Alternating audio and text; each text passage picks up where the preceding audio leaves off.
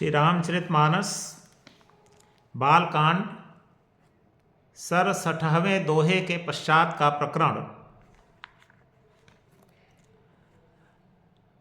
पर्वतराज हिमालय के घर पार्वती जी का जन्म हो गया है।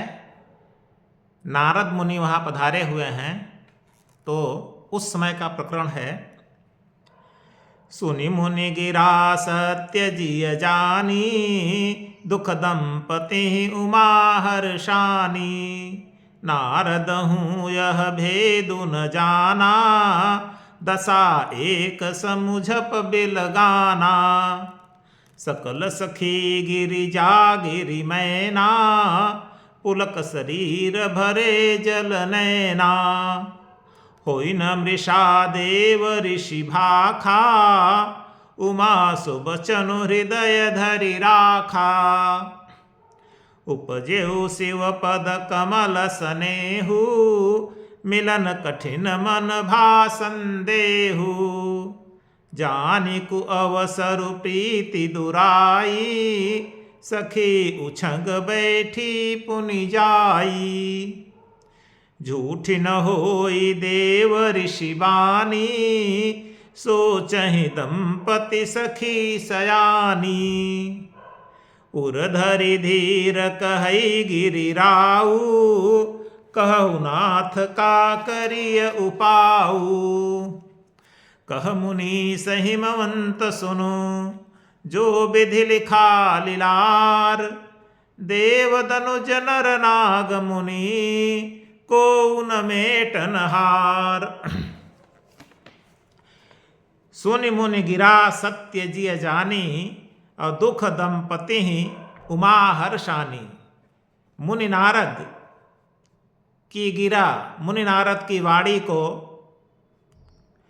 हृदय से सत्य समझकर पार्वती के माता और पिता दुखी हो गए। दुख दंपति दुखी हो गए, उमा हर्षानी, लेकिन पार्वती मन ही मन प्रसन्न हुई। नारद हूँ यह भेद न जाना, नारद भी इस भेद को नहीं समझ सके, इस रहस्य को नहीं समझ सके। दशा एक समुझप बिल गाना, क्यों नहीं समझ सके? क्योंकि सबकी बाहरी दशा यद्यपि एक थी, लेकिन आंतरिक समझ सबकी अलग अलग थी। अंदर की बुद्धि सबकी अलग अलग थी। समुझब बिल गाना, सबकी समझ अलग अलग थी, आंतरिक समझ। और दशा एक मतलब बाहरी दशा एक थी।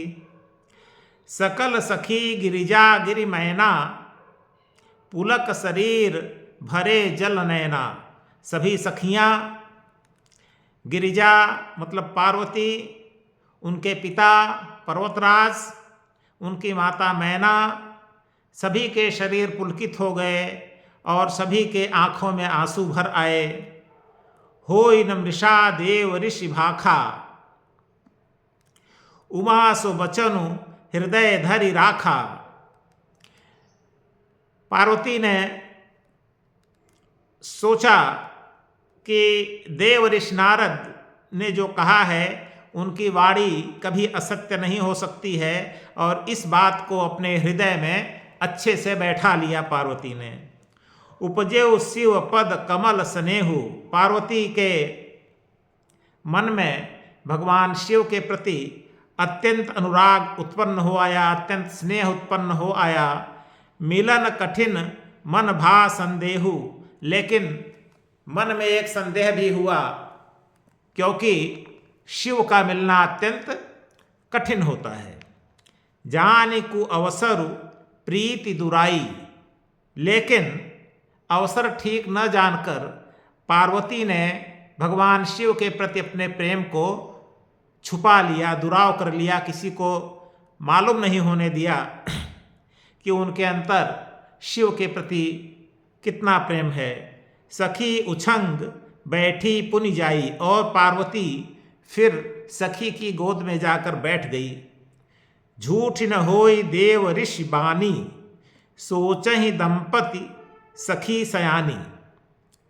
दंपति पार्वती के माता पिता और सयानी सखियां सभी चिंता में पड़ गई। क्यों? क्योंकि देव ऋषि नारद की वाणी झूठी नहीं हो सकती है, इसलिए सब चिंता में पड़ गई।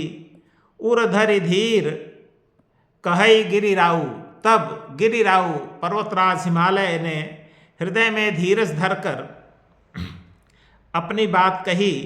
कहऊ नाथ का करिय उपाऊ, हे नाथ, हे मुनिवर, अब बताइए क्या उपाय किया जाए जिससे पार्वती का भविष्य अच्छा हो सके।